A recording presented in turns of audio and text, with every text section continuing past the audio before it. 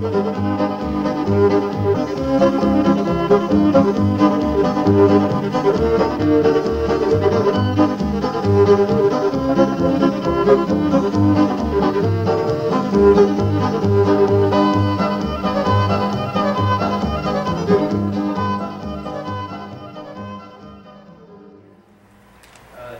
we are deeply appreciative of all that you have done to tell the Johnson family band story.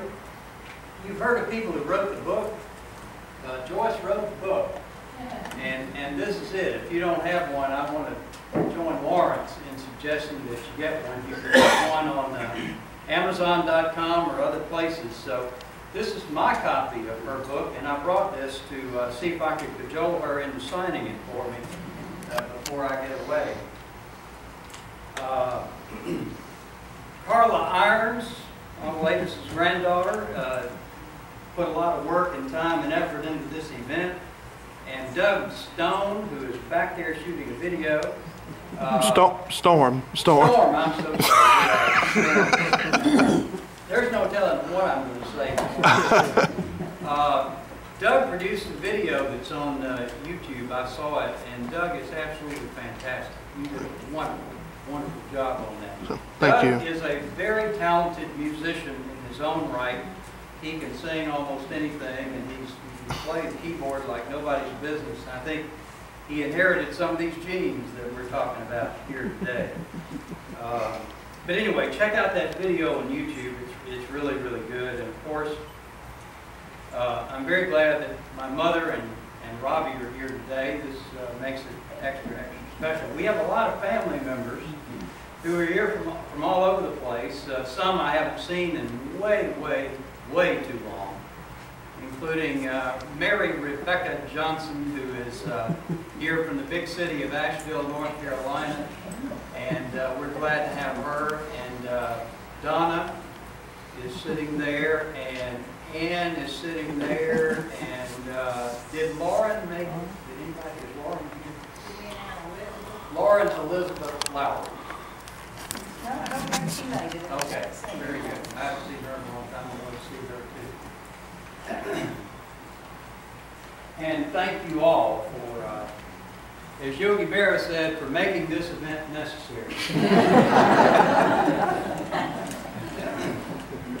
I want to talk about another side of my family for just a second. My mother's Elman played the piano. Father, Hardy Floyd, who ran a sawmill and who taught the singing school and who played baseball. In fact, I played pitch with him, my great-granddad. Which is probably why this day baseball is my sport. Football is something you watch to get by until spring training starts the next year. But Grandpa Floyd used to look at small children straight in the eye, an otherwise kind man. And he used to look at small children and say, "You've got ancestors."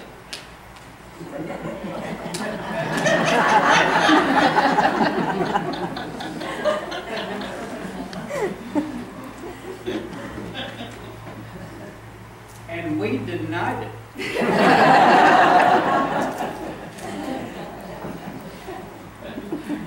Being self-respecting people who thought we were perfectly fine folks, we said no. Don't neither. And he'd say, "Yeah, you've got ancestors. You've got a bad case of ancestors."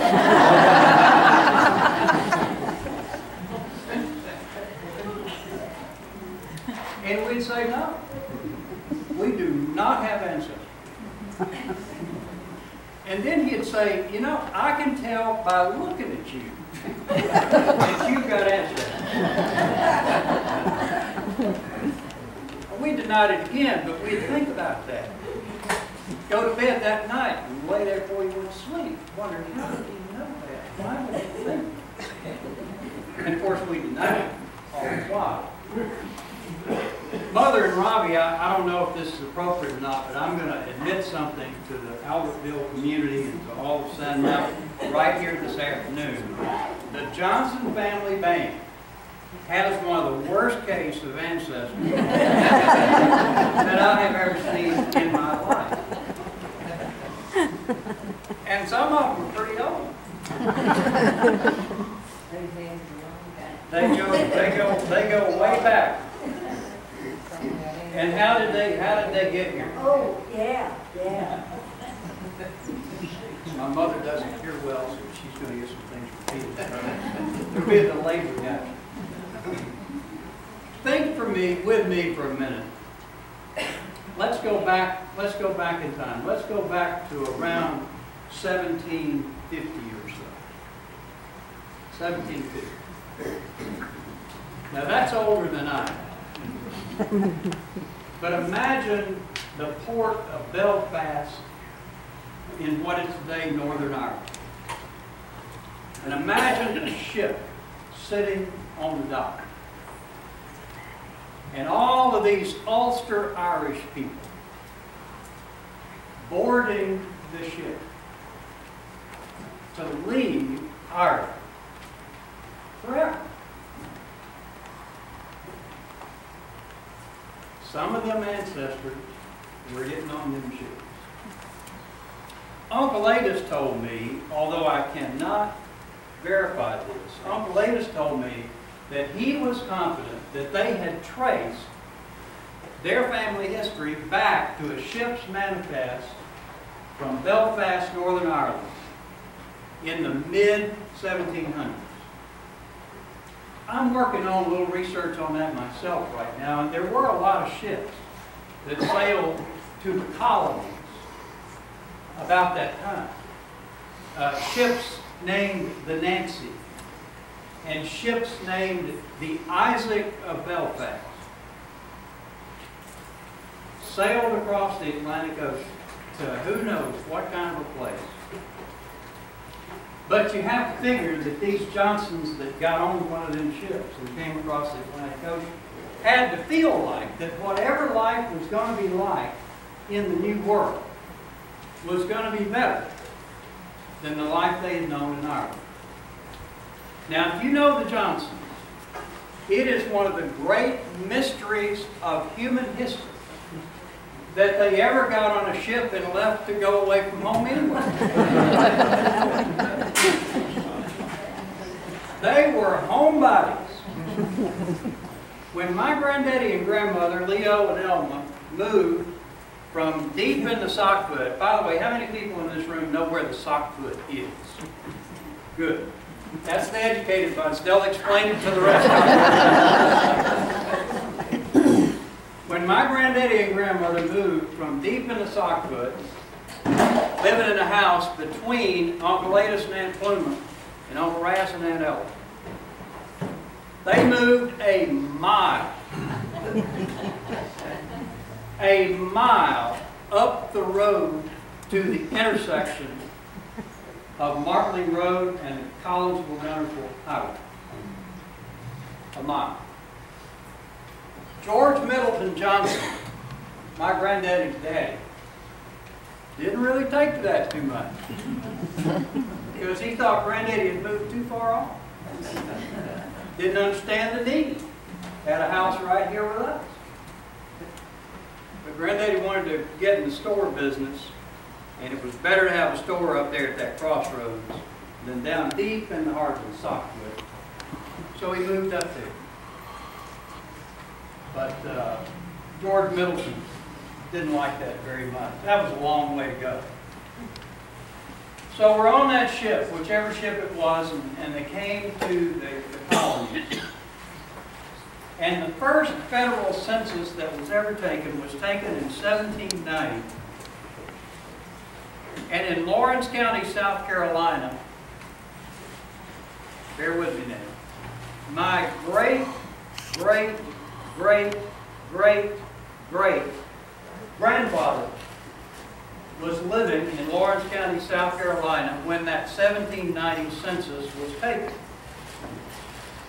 That was the first federal census. He showed up in Lawrence County, South Carolina. They used to say he lived in Lawrence, South Carolina, but he didn't. If you go there today, he probably lived in the community of Johanna, which is outside of Lawrence. You've got Clinton, and then you've got a suburb of Clinton named Johanna. And that's where Hopewell Church is, and that's where a lot of these folks are buried. My mother and I spent the better part of the day one time trying to figure that out before we got there. Now, William Johnson was born in 1735. He was born in 1735. You think about that. In 1735, there was a 3-year-old kid growing up in Virginia by the name of George Washington. He didn't know it at the time, but he was going to become the first president of the United States. And of course, over in Germany in 1735, there was a 5-year-old kid named Ludwig von Beethoven, who was getting ready to write some of the greatest music the world has ever heard. And at that same time, in Lawrence County, South Carolina, William Johnson was living there. It is likely that they came in, which is why I want to find out what I can about that ship's manifest. The story that I've always heard is that they sailed from Belfast to Charleston, and that they entered the colonies at Charleston. But I've also learned that a lot of Ulster Irish people, and by the way, Ulster Irish people are the uppity ones. The Ulster Irish, a lot of them, in fact, most of them came in through Philadelphia. And then they migrated south, down through Virginia, and probably some of them passed through Asheville, North Carolina, and some of them went back. And they came down to South Carolina. There was a migration route from Pennsylvania to South Carolina that was well traveled by these Irish immigrants. So we need to figure that out. One way or the other, they wound up in South Carolina. And they were Presbyterians. But we don't hold that against them. They were probably, if you go back far enough, they were Scot-Irish people.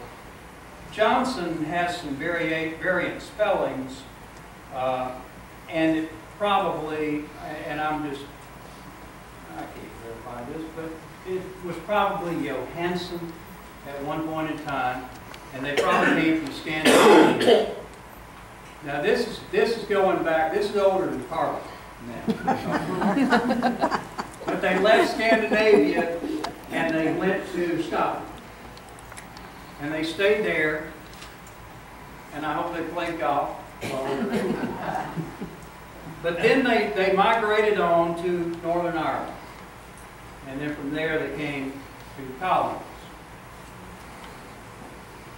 William Johnson died in 1788. He had a son named Abraham Johnson, who was my great-great-great-great-grandfather. Abraham was born in 1774. He died in 1829. He lived in Lawrence County, South Carolina. And he had a son named William Henry, who went by the name of Fat Grandpa. Y'all laugh. In our family history, here's how they explain that.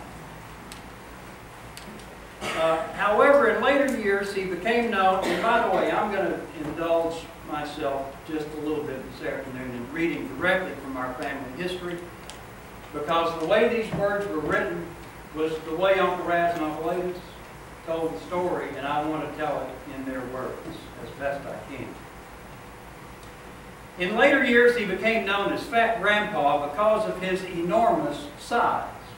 That makes sense. At the time of his death, he was buried in a homemade casket, even though the carpenters took his measurements before making the casket. It would not go in the door of his home. They had to leave the casket on the porch. And they carried his body outside to be placed in the casket. So they referred to him as Fat Grandpa. I cannot imagine that. They also had George Washington Johnson, my great-great-great-grandfather. Born in 1799, died in 1847. George Washington had William Johnson, my great-great-grandfather. He got a nickname too. They called him Whispering Bill. They called him Whispering Bill because he talks so loud. The Johnsons have a remarkable sense of irony.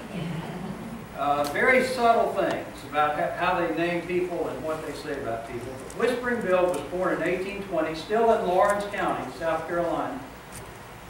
But he died here in Marshall County, Alabama. And I'm going to read another passage from our family history. Soon after he married Margaret Peggy Hunter Johnson, they in Hopewell Methodist Church, by the way, in Joanna, they migrated to Cobb County, Georgia, or near Powder Springs. So they became Georgians. We don't hold that against them either. This was about 1847.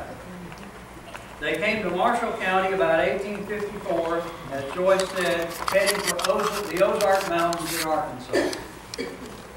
They made camp near where we now live. This is in the voice of Uncle Ace and Uncle Raz. They made camp where we now live, just north of Albertville. The next morning, William went out hunting, and a short distance from camp, he killed a buck deer. And then and there, he decided to travel no more.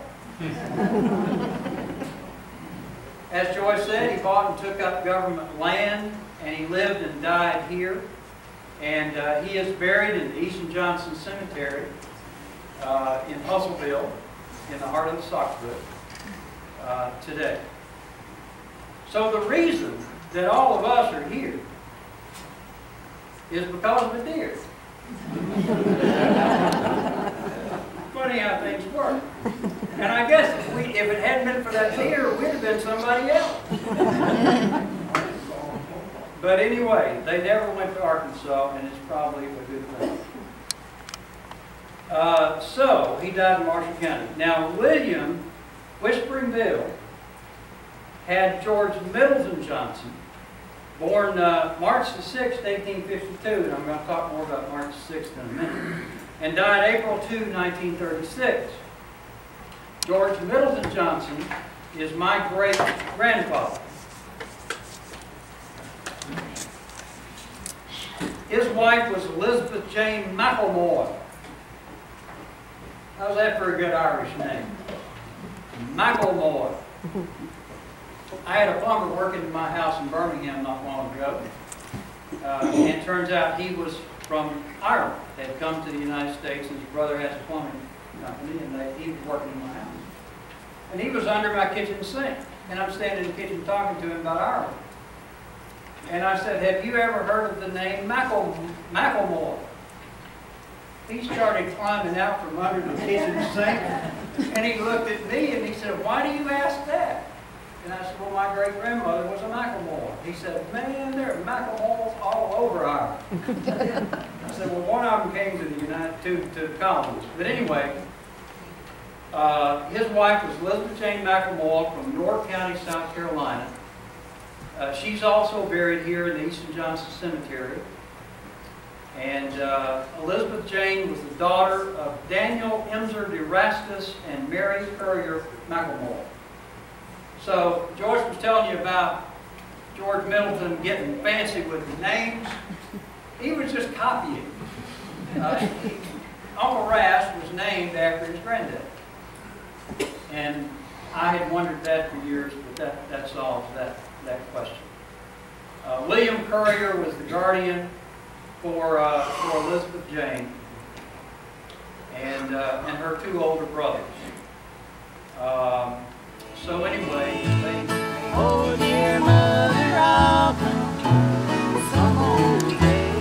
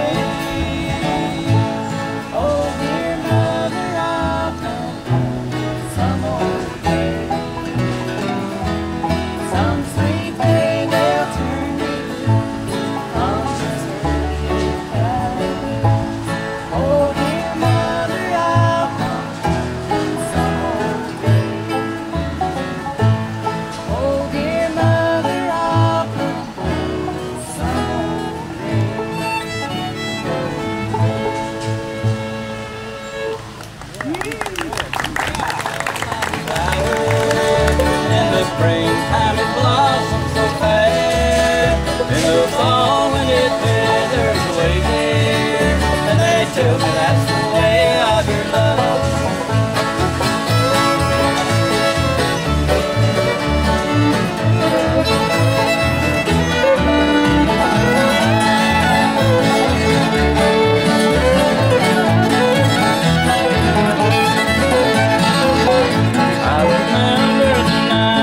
Darling, we were talking of days gone by, when you told me you always loved me, that your love for me will never die.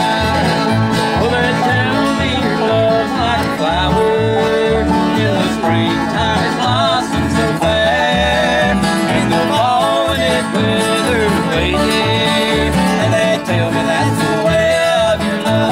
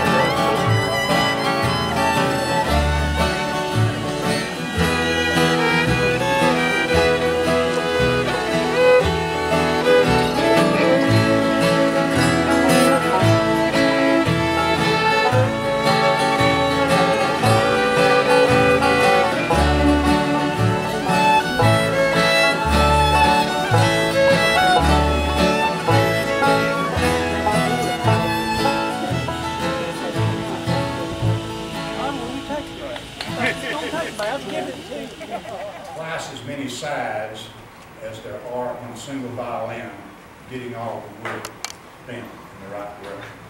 The way you bend the wood is I soak mine overnight in water and with a heating pad under a hot plate to get the wood really soaked, wet, and warm. And then I have a copper tube. Fire department wouldn't be real thrilled about me bringing it up here today. But you have a Bunsen burner, a propane burner, and a copper tube, and you fire the propane burner up, and it blows up in the copper tube, gets it red hot, and when you drop water on it, it'll just dance and run off that tube, then it's warm enough to do it. And you take your, if I wanted to bend a piece of wood, this piece right here, the C part, if I wanted to bend it, I've got it here somewhere, that used to be straight, like this. In fact, this if it was wet and I could bend it, would fit right in that C right there. The way you do that is you start rubbing it over that hot copper tube, and you ironing it all the time, just like you're ironing clothes. And then you start back and you wet it again, and you start and go over it again. And eventually it'll just get limp, and it'll go into sick, then I made me a little mold to hold it in. And I dropped in the mold. Drop the top piece in on it. Clamp it and leave it overnight. Then the next day when I come in, take it and pop it out, and then you hold its shape and it'll never go back straight again. But the difficult part is everywhere there is a flame, these flames with the little lines in front and back, that is a growth ring, just like the circuit part, quarter sawn wood. That's a growth ring. That's very hard. All the light parts are very soft. That's what bends. The light parts are ready to bend. The flame does not want to go in any direction except straight. So that's what you're using the heat and the water for, is to steam and bend that wood in the opposite direction. And as you can see, this started out, I'm bending it this way, and then I have to make it turn and go in the other direction. Bring it off and out to this side.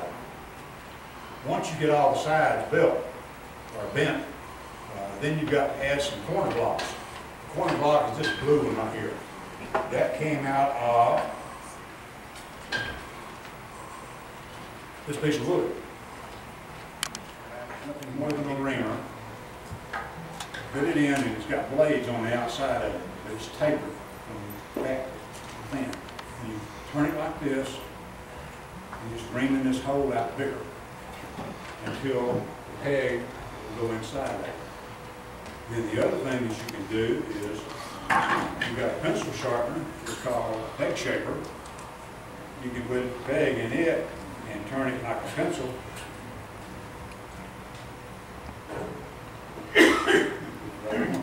Turn it like a pencil and it's shaving off just a small amount of wood and tapering that pin down. That goes in the hole. That's where your tailpiece goes, here. Goes around this end pin. And then your neck block is cut in to the front. And I don't have any way to show you how to cut that in other than you got to imagine this not being on here. And all I've got is two pieces that look like this. So everything's glued together. And this is not on there. And this is not on there.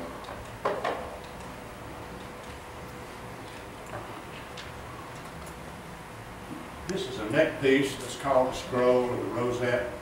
Peg boxes here. This one is about half finished. I only have one side started. This is my rainy day project. When it rains, I'll go out and get my carving tools and I'll get in and I'll carve a little while on it and then put it down and go away. Next time it rains, I'll go back out and pick it up and carve a little bit more. Like Guy, I'm also a golfer, so there's other callings besides, getting golf ball. This is the thickness of the neck. This is going to be cut off of it. Probably the most critical cut that you'll make on a violin is cutting off this piece of wood, because that determines the angle of your fingerboard. You cut it too much, your fingerboard is going to be up in the air. If you cut it too low, it's going to be down flat. The next most critical cut is across the bottom, and that's where, just had it.